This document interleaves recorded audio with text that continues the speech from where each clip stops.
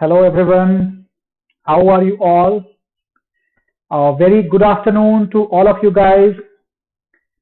Guys, I am Abhishek Singh and I welcome you all on behalf of the India's best IAS learning platform, the Gradeup IAS.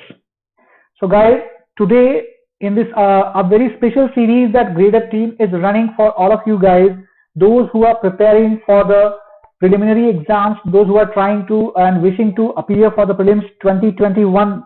All right. So guys, we are running up a great series which include the 1,000 most important questions for the prelims examination of 2021. All right. So guys, this is going to be something really important, something really crucial, especially for those who are looking for a good practice platform. All right. And those who are trying to look for some good quality questions from different subjects. All right. So guys, today it is going to be the part of history that we are going to see some very important questions which are actually, which have been asked either previous years or which have the tendency or which have the probability to be asked in the upcoming years. Right? So quickly, join this session, guys. I'm just waiting for all of you to join this session, and I hope that you are here and you will be able to answer the questions. Most of the questions you will be able to answer. All right. So let's look at this first question, guys. I hope that without wasting much of your time. So should we start with the first question? All right. Okay, fine. So let's start with the first question, guys. So the first question of history says that consider the following regarding feudalism in Europe. All right, regarding feudalism in Europe. So here the first statement says that feudal lords were powerful chieftains who used to dominate large land areas on the strength of their military power. All right, and the kings used to swear loyalty to these feudal lords as his vassals. So guys, those who are preparing for the examination, so they must be having an understanding related to these terms. Let me tell you very clear, feudalism is also called as a vassalism. That is when a subordinate of the king rules, right, almost in an autonomous way, but within the suzerainty of the king. All right, so that is called a feudal lord. It's saying that, this is defining the feudal lord. Second statement says that the king used to swear the loyalty to these feudal lords as his vassals. That means king was bound to keep these feudal lords as their vassals. So which of the statements is correct, guys? One only, two only, both one and two, and neither one nor two. All right, so come up with your answer, guys. Come up with your answers. Okay, I can see that some of you are present here. All right. So yes, tell me the answer, guys. Good afternoon, Simran. Good afternoon, Ashneet. Good afternoon, Ria. Anjali Verma. Very good afternoon. Shilambrasi. So good afternoon to all of you guys. Those who have just joined, try to answer, guys, this question. Try to answer these questions. So one answer I have got from Ashneet. Indra Bhushan has answered 1. Hello, Tanmay. Hello. Good afternoon, Tanmay. Welcome back to this class. Just join. Yes. Join this class and quickly try to answer, guys. Yes, I am waiting for the answers. Till now, so many people are present here, but just one answer, guys. Okay, so the answer is coming from Ashneet and he's saying A. How many of you? Okay. So Indra Bhushan is also answering that answer should be 1, and rest of them, Nisha Gupta is saying the answer should be 3, neither 1 nor 2. All right.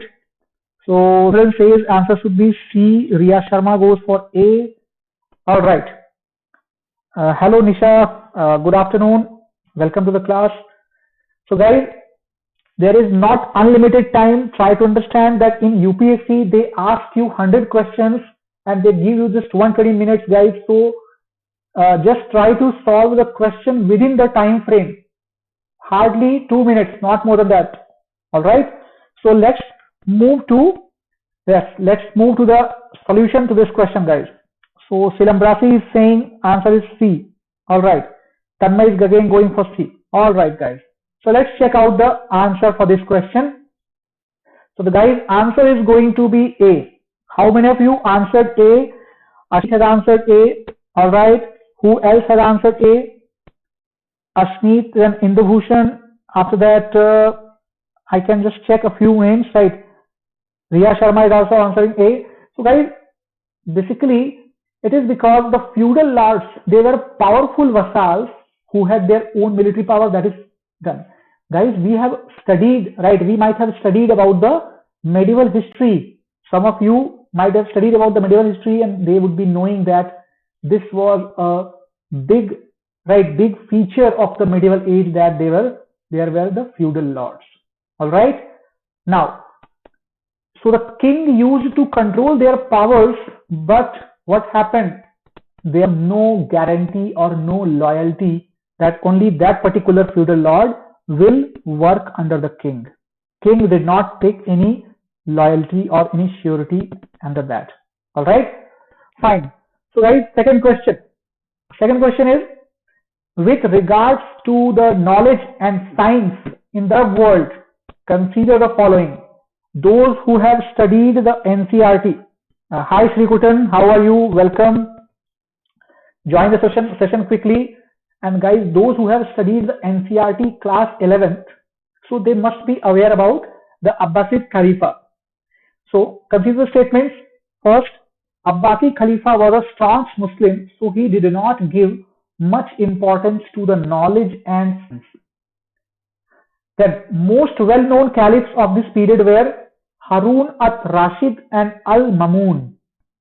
And third, Khalifa al-Mamun established the Baitul Hikmat or House of Wisdom in Baghdad to translate the knowledge and science of the various civilizations into Arabic. So guys, basically this is not about Islam or not about anything else. This question is about the spread of the indigenous knowledge, right? Indigenous knowledge outside India, and it is about the relation, the connection, right, with the India or the Indian culture and other contemporary cultures, right? Other cultures. So basically, this is the theme of this question, guys. Try to answer this question. All right. Srikutan has answered this question already. Srikutan is saying the answer should be C. Okay. All right, guys. Anyone else? Try to come up with your answer. I know and I understand this question is very unusual, but guys, nowadays the UPSC is focusing upon the pattern of the cultural relations. For example, especially with the Central Asian, Western Asian and Southeast Asian countries. So in place of this question, you may expect something related to the Southeast Asian, right? For example, something related to the Shailendra Empire or Srivijaya Empire, or the relation between Cholas and the Southeast Asian culture. All right, this type of questions may also come. However, I have included this particular question for you. Try to give answer, guys.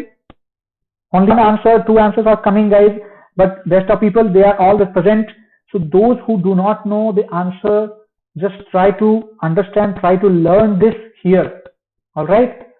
So guys, it's already 2 minutes, right? Already more than 2 minutes, in fact. So let us move for the answer. Tanmay says answer is C. Okay. All right. All right. Yes. So guys, it's more than 2 minutes. So let's move for the answer. So I am expecting still a little bit more attempts. Guys, kindly show some confidence, but do not show the overconfidence, guys. If you do not know the answer, reply or comment with N. Okay. If you do not know the answer, comment with N. If you know the answer, comment with your answer option. All right. So here, let's check the answer for this question. Answer is C. All right. Answer is C, that is 2 and 3. All right, 2 and 3 are correct. Guys, as you can see this, let us discuss this question answer here only. Abbasi Khalifa was a staunch Muslim, so he did not give much importance to the knowledge and science. Do you think that this could be a correct statement in any condition? Even a person having a basic logic and basic reasoning, right, he will think that this statement is extremist, right? Whenever any extreme statement comes in your examination, it is more likely or most likely that that statement is incorrect. So guys, 1 becomes the incorrection. So these 2 options are eliminated. All right. So none of the above may be correct answer, or C, 2 and 3 may be correct answer. So that means now comes at least the knowledge of one of these. So guys, Khalifa al-Mamun is very well known.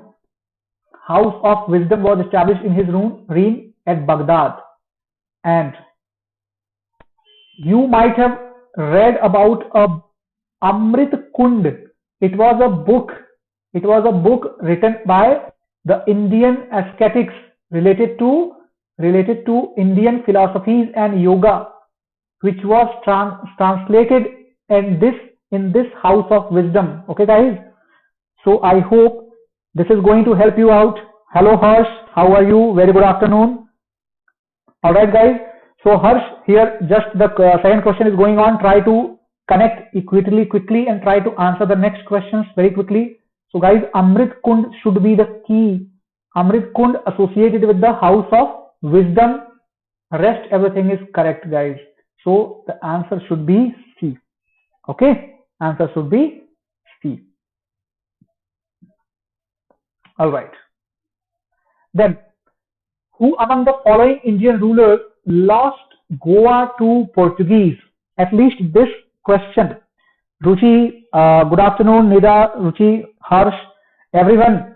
So guys, this question is really simple, but sometimes you get some simple questions also in the examination. For example, you can say that, sometimes there was a question like this year. I can give you an example of the 2020 question, that there was the edict. There was a statement of an edict, and the question was that this statement is related to which particular ruler. So that was a very simple question, because only Ashoka had issued such edicts which are directives to the subjects of his kingdom, and this is again very famous fact. Very famous fact. Try to answer. Ashneet answers A, Simran, Ria, Nida, Tanu, Tanmay, all are answering A, guys. Yes, Harsh, try to answer the question. Okay.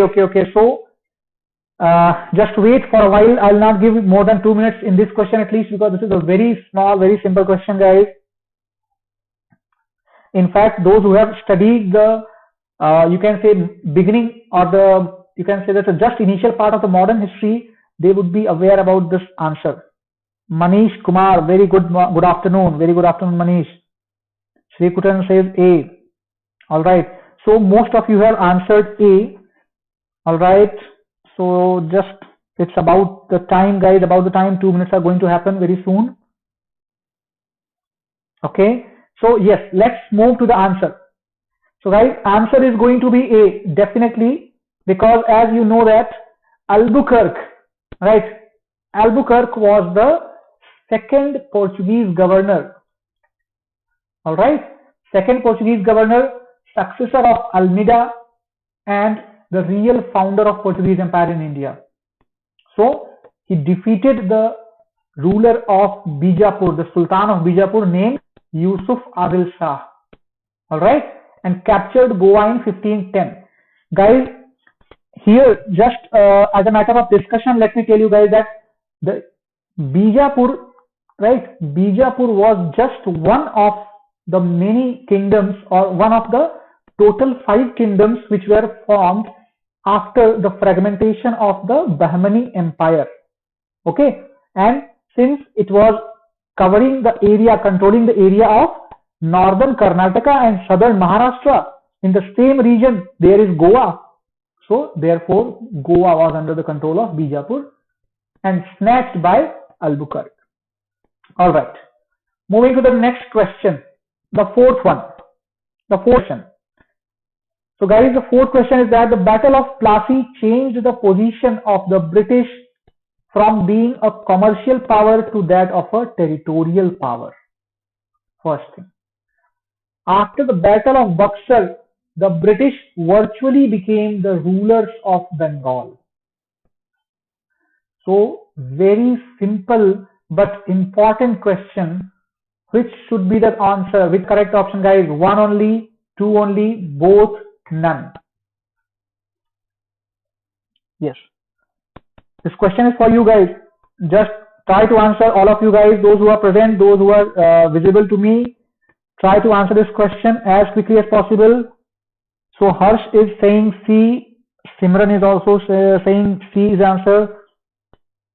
All right. Riya Sharma, Tanu Krishna, Sneak, all of them are answering the same. All right.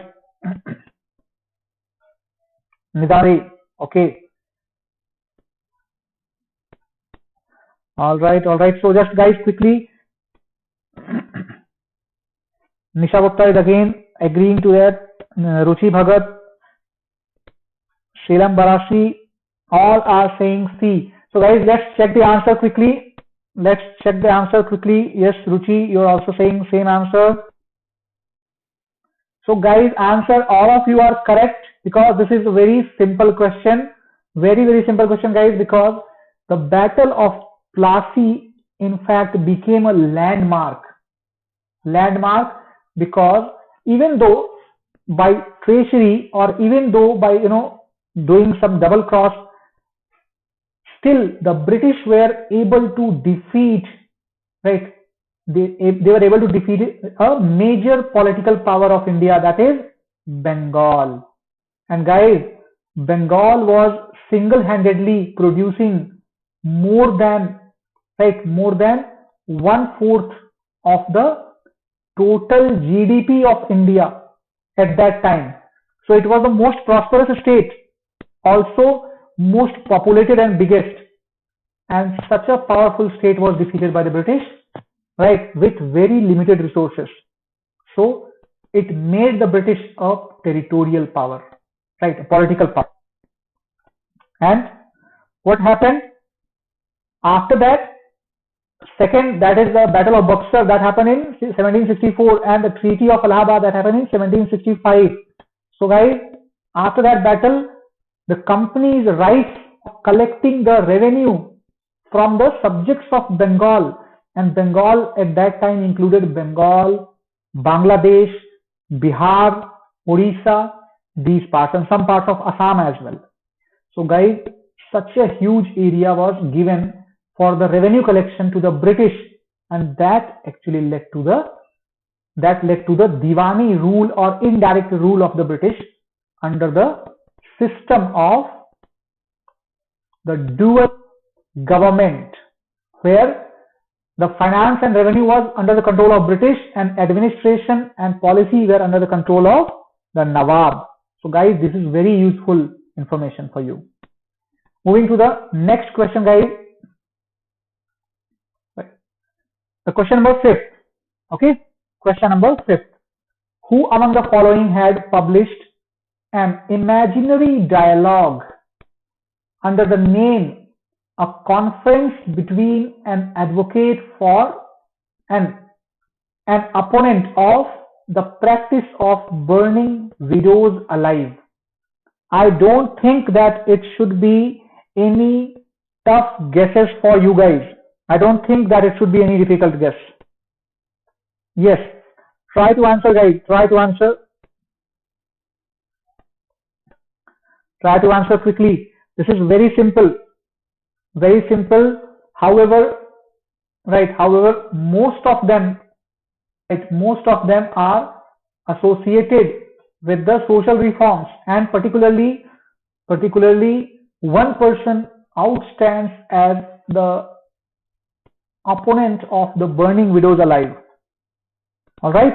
So all are answering B, Raja Ram Mohan Roy. Okay. All are answering B, Raja Ram Mohan Roy. So guys, let's check the answer quickly because it is correct answer. It is Raja Ram Mohan Roy. However, the story behind it that it was actually a counter petition. Okay, counter petition, because what happened? Raja Ram Mohan Roy was opposing the sati system that everyone knows, but some of the orthodox elements in the society, especially if you know that against the formation of Brahmo Sabha, right, there was a formation of Dev Samaj. All right.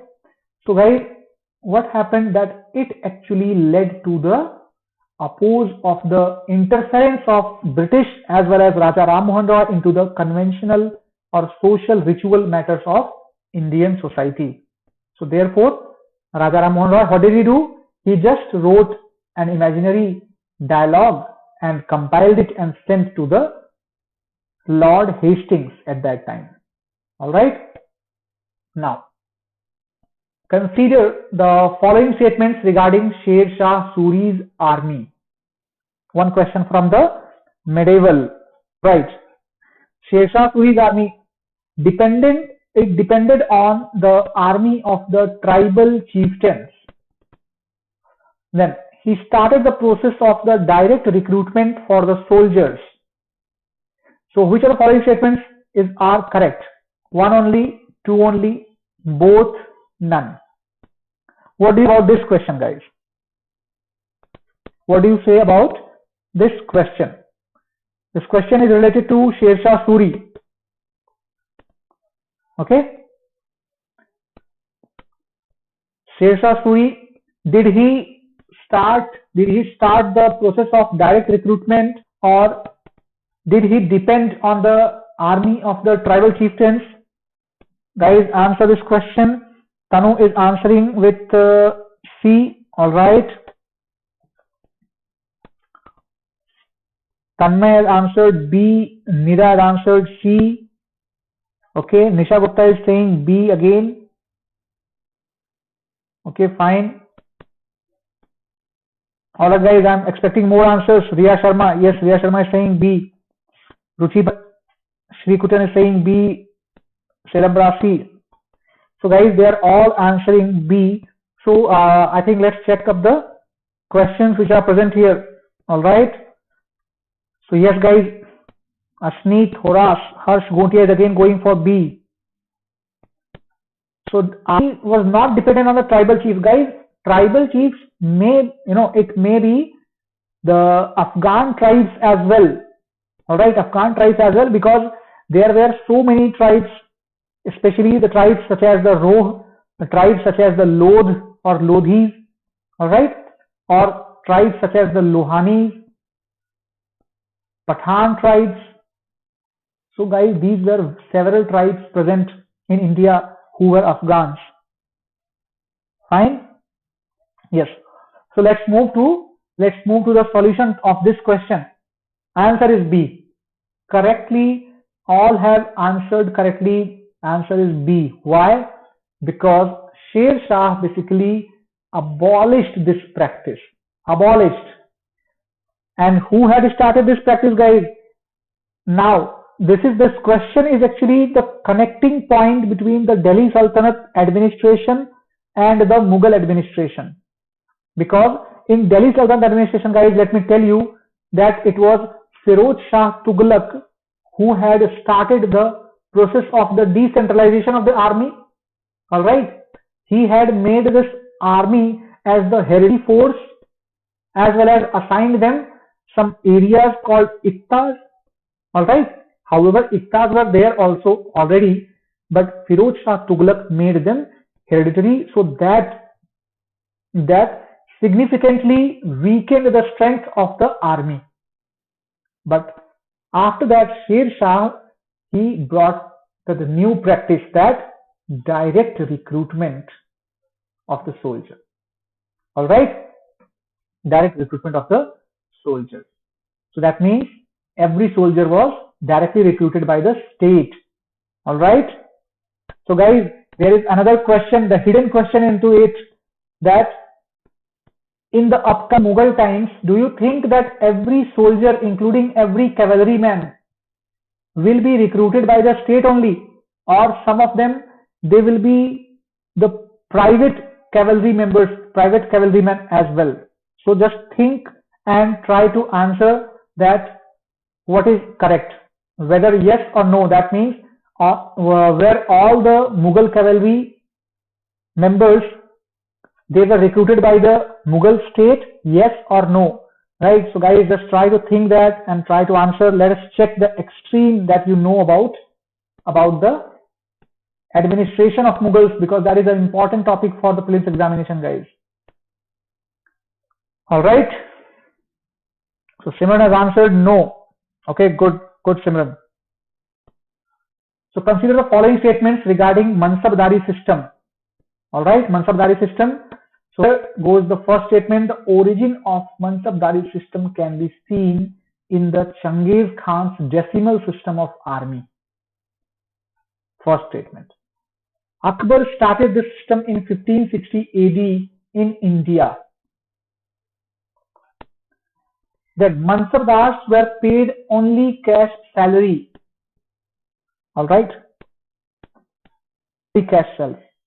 So which of these statements are correct? 1 and 2 only, 2 and 3 only, 1 only, and all of the above are correct. So what is your opinion about it, this question? So I have already received one answer from Ashneet. It's very fast. Answer is B. Ashneet is saying. Tanmay Mohanta is saying answer is D. Harsh Gotia is agree to A. All right. Yes, Ashneet, you can change your answer, but try to think first of all. Read the question properly. Do not, hasten the things. Right? Be calm and peaceful, and then answer. So Ruchi Bhagat has answered C, and Sri Kutan has answered B. All right. Nisha Gupta has answered one only. So Nisha, is your answer C? Nisha, try to answer in the alphabet, not in the numerals, okay? So Ashneet is answering A now. All right. So guys, okay. So the time is going to be up. For this question very soon. Just a few seconds more. All right. Just a few seconds, guys. Fine. So let's move to the solution of this question. Okay. Nisha Gupta says answer is A. Answer is A. 1 and 2. These are correct. Okay. So let's check the answer. Okay. So guys, answer is basically here 1 only. The answer is C. Okay. The correct answer for this question is C. All right. So this is the correct answer, guys. As you can see that the 10,000 and the 10, the Changiz Khan's decimal system, right? In fact, this was the origin of the Mansabdari system. All of us know, guys. In fact, some of you might have studied in the different classes or in the books as well, that the Mansabdari system was originated in the Mongol camps. Okay, Mongol camps. The largest unit was 10,000, and the leader of it was called Khan. Okay, leader of it was called Khan. All right.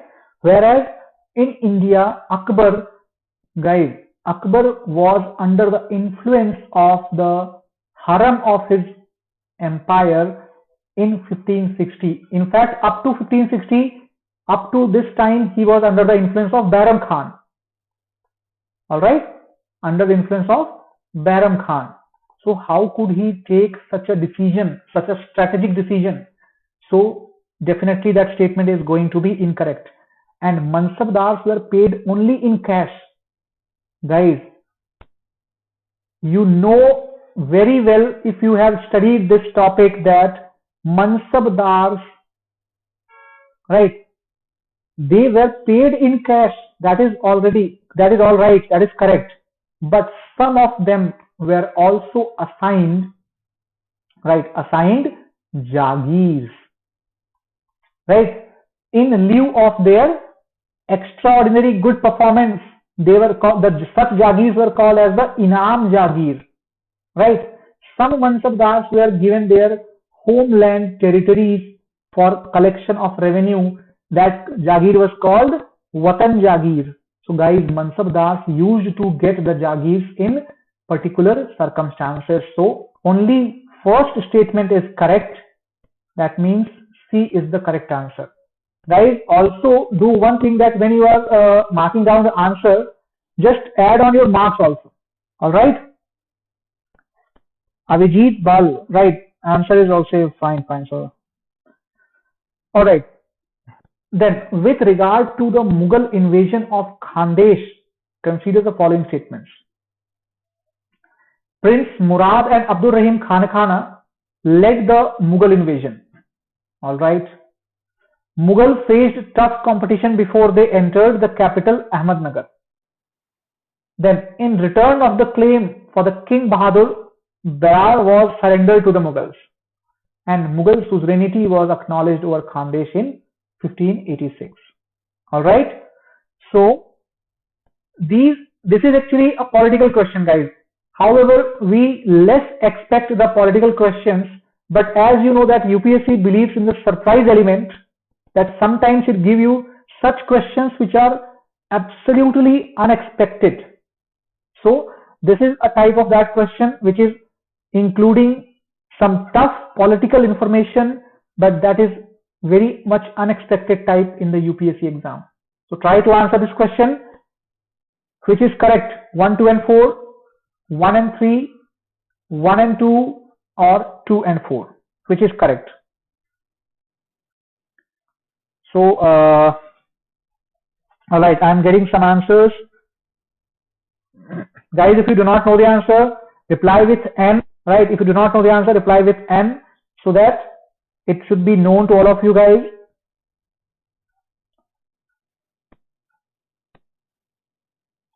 Okay, Ashneet has answered this question. Ashneet actually, is actually appearing for every single question. That is good. That is very good, guys. Just try to answer this question, guys. Try to answer this question. Let's see that what answer exactly you are going to give. And because see, this is completely a fact. And guys, the intention of this series, intention of this lecture is to make you understand one thing, that in history you cannot and you should not, in fact, try to attempt and try to solve each and every question. That is going to be really difficult, and that is going to be give you the negative impact as well. All right. So as according to the previous year question papers, according to the experience, right, I can say that if you are able to solve, suppose even 7 on 10 questions correctly, then it is going to be a very, very good performance, guys. So just be on that line. So they have answered. Okay. So they have answered B. All right. Hasmeet has answered B. Then Sripuran has D. Harsh has answered N. Okay, fine. Tanu has answered N. Tanmay is answering B. So as I can see that Abhijit Bahal has answered C. Nisha Gupta has answered B. Fine. So as so many of you guys have answered that you do not know the answer, let's check the answer for this question. Answer is B. All right.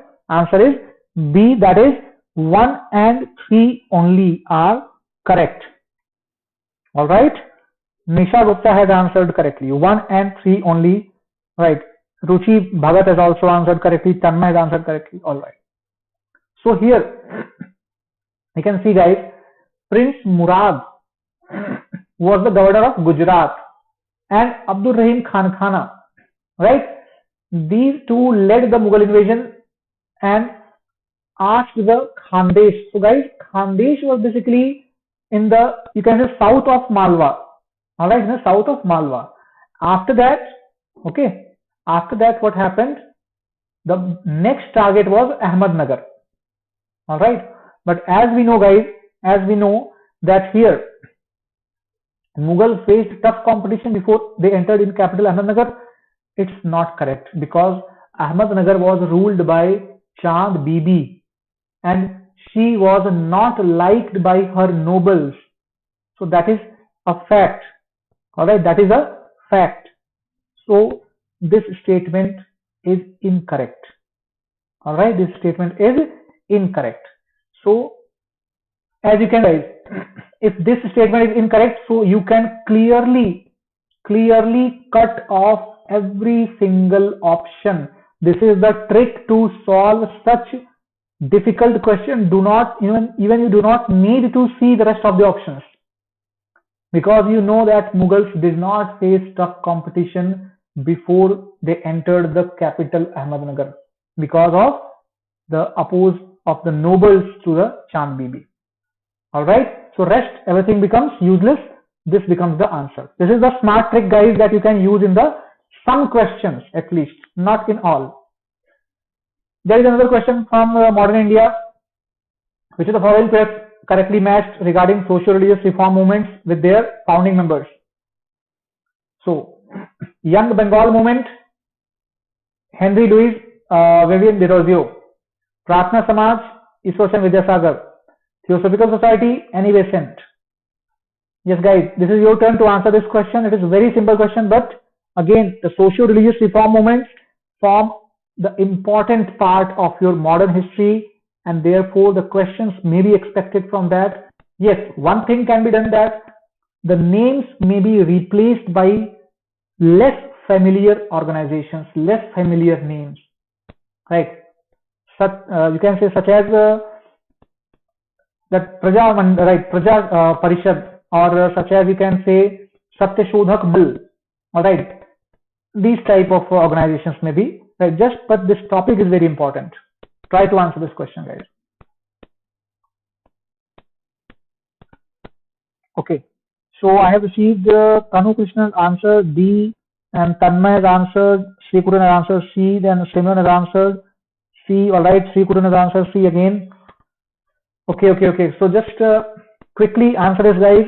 If even basic you would be knowing about the Indian social reform movement of 19th century, then also you would be able to solve this question very easily. Okay, very easily. Just try to solve this question, guys. Okay, Nisha Gupta has answered A. One only is the correct. All right. So guys, see, this is actually a confusing question. This is a confusing question. That is, very much clear. Some of you may be surprised on the choice of your answer. All right, on the choice of your answer. All right. Okay, fine. So just let's move. Okay. It's does not worry. Don't worry, Asneet. Just do not worry about that. Yes, Sri Gutan, you are correct. Guys, now many people of you answered that it should be D or it should be C. In fact, most of the answers came as C, but as one or two answers, like Simran Mehra has answered A, and Nisha Gupta and Ruchi Bhagat has answered A, because they are aware that this Young Bengal movement that was founded by Henry Louis Vivian Derozio, there is no doubt about it. There is no doubt. Pratna Samaj was founded by not Ishwar Vidyasagar, but it was founded by Atmaram Panduranga, right? Panduranga, and later Mahadev Govind Ranade, right? And NG Chandravarkar, right? And there was one Agarkar also. So these 2 or 3 people, they all joined it, but founded by Atmaram Panduranga. Guys, Theosophical Society, it was not founded by Annie Besant. She brought this society to India. It was founded by Colonel Olcott and Madam Blavatsky. Okay, Blavatsky. Right, guys? So therefore, this organization or this you can say society, it was not founded by Annie Besant. Okay, so who founded it? It was founded by Colonel Olcott and Madam Blavatsky. All right, in the New York City in US. So the answer should be A. All right. The last question goes that consider the following statements regarding the Governor General. So subsidiary alliance system was introduced by Lord Wellesley in India, and abolition of the subsidiary system was executed by Lord Dalhousie. Which one is correct? Which one is correct? Yes, Abhijit Bahal, you are correct. You are correct, right?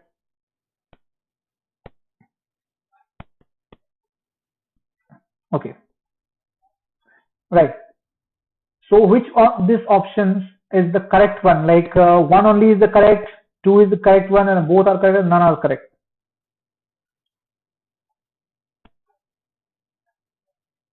Okay.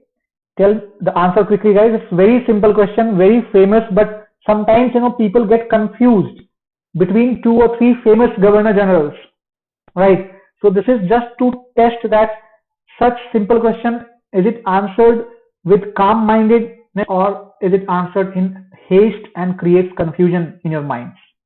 Okay, so just try to answer this question. Very simple question it is. Subsidiary alliance system was introduced by Lord Wellesley in India. All right. So they are all saying D. Guys, some of you would be, surprised again. Some of you would be surprised again that, they are all saying D because, yes, Simon says that sati was abolished by Bentinck. Actually, this is William Bentinck, okay? All right. So I think most of you have answered this. All right. So guys, this solution actually recognizes that Wellesley had introduced the system of the subsidiary alliance. However, some of you may say that, right? Some of you may say that it was not introduced by Wellesley. I told you guys that you would be getting confused, right?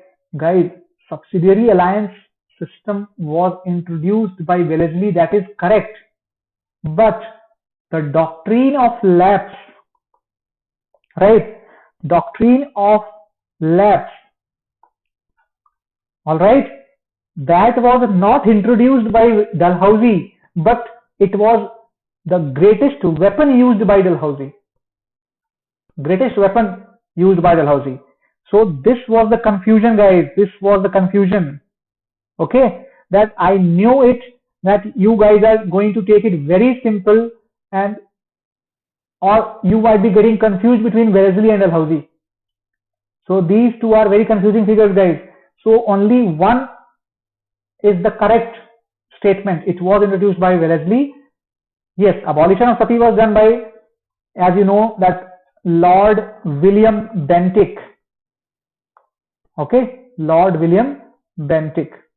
All right. So what was Dalhousie famous for? Dalhousie was famous for the doctrine of lapse and for the introduction of the railways and for reforms in the postal system. All right, reforms in the postal system and for connecting the ports with highways. All right, ports with highways. So many things were done but only to benefit the trade and commerce of the British in India.